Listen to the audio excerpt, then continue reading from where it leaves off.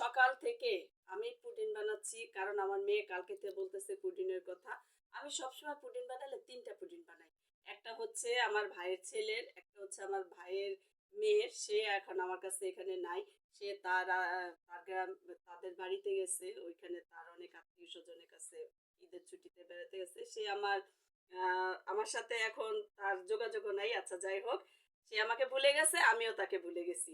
আর আজকে আমি বানাইলাম, আজকেও আমি সেই ৩ টা পুডিংই বানাইছি। একটা বানাইছি আমার ভাইয়ের ছেলের জন্য, এটা আমার মেয়ের, মেহেজাবিনের, আর এটা বানিয়েছি আমি আমার ভাবির বোনের জন্য।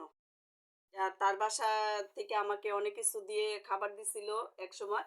কিন্তু সেই বাটিটা আমি কিভাবে দিব, সেই বাটিতে আমি আজকে ওই আপুর জন্য একটা পুডিং বানিয়ে দিলাম।